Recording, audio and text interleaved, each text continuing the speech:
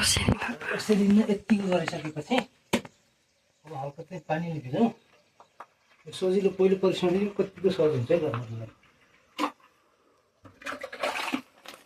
त हातले पानी छम्किनु पानी यसलाई हल्का हिलो गर्नु पऱ्यो। त्यसपछि अब चाहिँ एउटा नुनले मतलब काटेपछि पुरा बसाइदिनु हुन्छ।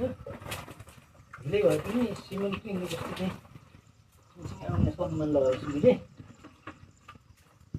सजिलो र छिटो लाग्नुको लागि बनाएको है।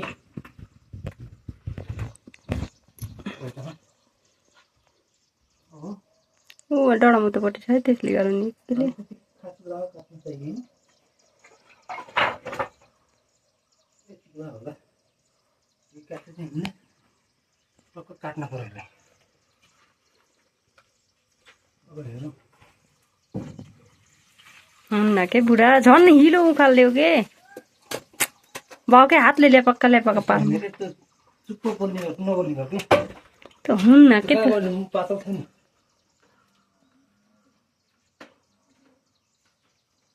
हिलो नखाला चाहिँ त्यो कहाँ हो?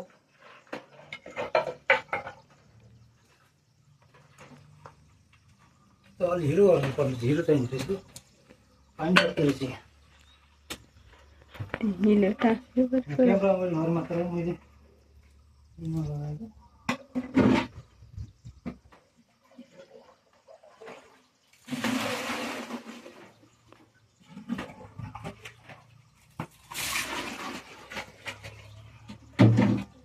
यो सहज हुने हो।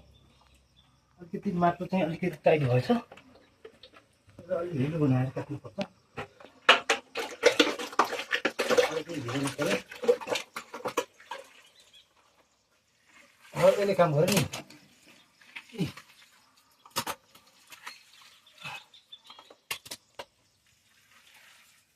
त्यो माथिको भागमा अँध्यारो भएको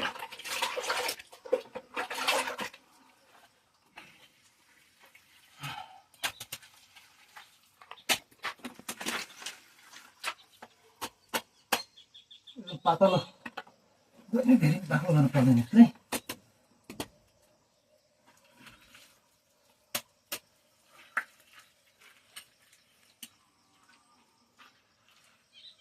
हल्का हिली चाहिँदो रहेछ। हिलो भए सट्टो बग्दो रहेछ। त्यो कुरो बुझ्यो है। अब जति हिलो बनायो उति सजिलो बग्ने खालको रहेछ। धेरै पानी बगाउनु हिलो खासै भेट लाग्यो नि। फिनिसिङ दिइसकेपछि अब